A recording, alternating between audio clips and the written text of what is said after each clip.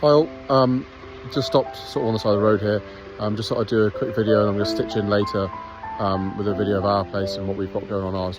So this is just a bit about hedges. So you can see this is a recently trimmed hedge, probably in the last few days. It's not very high, maybe 4 foot high at the most. You can see there obviously was quite a lot of bracken in here, but as you go down through, you can see where there was other trees and whatever as well, and there is, you know, there's bits of blackthorn and whatever in there, but just as an indication of, you know, one, you know, somewhere for small beasties to live, birds, etc., and also food source. There's, you know, practically nothing here, and this is, you know, trimmed right down. The trees that are here, you know, have been smashed off at quite low length. I mean, there's no reason that this couldn't be 6-8 foot tall and still be able to be trimmed every year. I'm stood here and it's, you know, chest height at best. Come back to our place now and to do a bit of a clip on the hedges that we've got here. So you can see behind me, I mean, this hedge is 9, probably 10 foot tall at the highest up there behind me. I'll just flip around and you can see there's just loads of berries here. So, you know, you've got your slow berries on your blackthorn trees, rose hips on your dog rose, and then this is your haw-berries on your hawthorns. There's also a hazel tree there, an oak tree, which both have produced nuts, and there's a bit of beech here as well, which have obviously had beech nuts. Now, when I got here, there was a blackbird, a mistle thrush, and a great tit all flew out of this same little tiny section of hedge here. And that's because they were feeding on the berries that are here. There was also blackberries that were here earlier in the season, which have passed. You can see where they were there.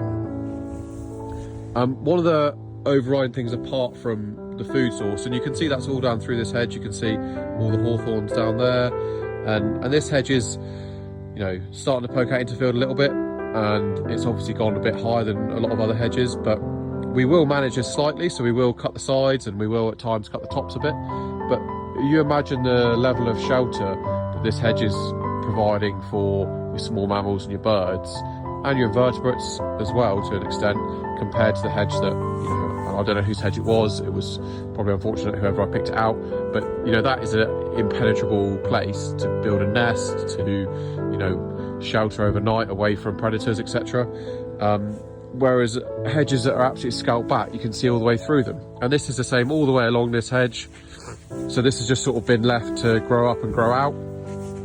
The other thing is that a lot of your small birds quite like a high vantage point. So they like to be able to stand on the higher up bits of the tree and the hedge, and then come down from there into the grass. If it's too square and low, there's not the vantage point for them to get up and be able to look out over and feel safe the same way. So it's just a small one on the fact that actually trimming these hedges really takes away a lot of food source, a lot of shelter for these birds and other beasts. I mean, there's loads of cul-de-sac species that rely on 2nd, 3rd year growth of, you know, like blackthorn. There's a special butterfly that really only lays eggs on 3rd year growth of blackthorn bushes. I think it's the brown hair streak, maybe. I'm gonna have to check that.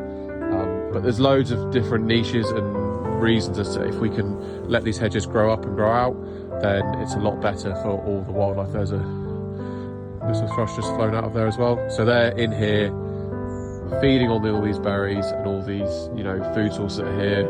If it's not there, there's nothing for them to eat, and then we wonder why we've got a huge decline in farmland birds. So if you can, and it's not always safe, it's not always the right place to do it, but if you can let your hedges grow up and grow out, you will reap the benefits in the biodiversity that you gain on the farm. Thanks, guys.